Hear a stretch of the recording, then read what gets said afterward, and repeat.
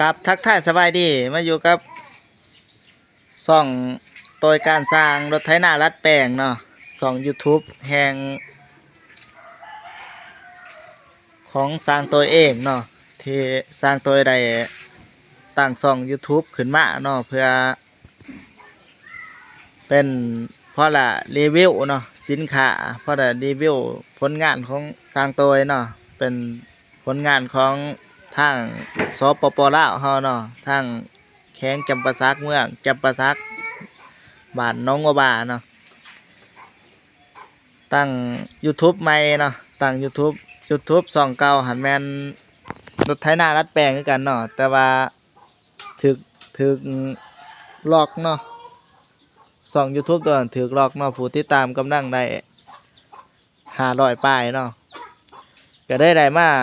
ติดตั้งใหม่เนาะเป็นช่อง YouTube ขึ้นมาใหม่ว่าซั่นซะผู้ติดตามก็กำลังได้40คนเนาะก็ฝากเข้ามาติดตามเนาะ FC ที่มักฮักรถไถดัดแปลงเนาะทั้งขายของสร้างตัวเนาะชื่อช่อง YouTube ก็คือโดยการสร้างรถไถนาดัดแปลงลาวประดิษฐ์เนาะชื่อช่องของสร้างตัวเนาะผู้ใดเป็น FC จากเพจหรือว่าทั้งสองเพจสร้างตัวรถไถนาดัดแปลงเนาะสองเพจก็คอนเทนต์คลิปนี้ใน YouTube ก็ฝากติดตามเนาะฝากติดตามช่องสร้างตัวน้ำแน่เนาะเป็นช่องใหม่เนาะเป็นช่องตั้งขึ้นมาใหม่ฝากติดตามฝากกดไลค์กดแชร์เพื่อลั่นสร้างตัวขึ้นไปให้มียอดวิวได้หลายแล้วก็ผู้ติดตามได้หลายแน่เนาะก็สำหรับ YouTube นี่ก็สร้างขึ้นมาเพื่อ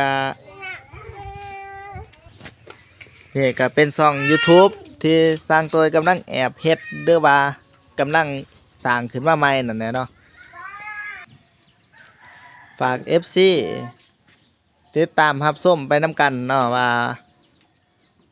สิเป็นจังไดเนาะคือนี่ก็เป็นรถที่สร้างตัวกำลังสร้างขึ้นมาใหม่เนาะเป็นปุกเกียร์สำหรับรถคันนี้เนาะก็กำลังสร้างขึ้นมาใหม่เนาะกำลังสร้างขึ้นมาใหม่รูปแบบคร่าวๆของรถสร้างตัวเนาะนี่ก็คือเป็นระบบสวยเดี่ยว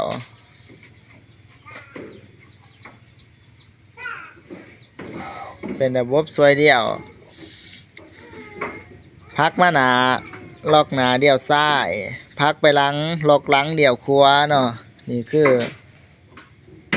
เดี่ยวซ้ายเดี่ยวขวาเนาะกาสำหรับรถคันนี้การัดแปลงขึ้นมาเนาะรัดแปลงขึ้นมาเพื่อเอามาไถสวนไถหน้าทั้งฝั่งลาวเฮาเนาะถ้านี่ก็เป็นรถไถนา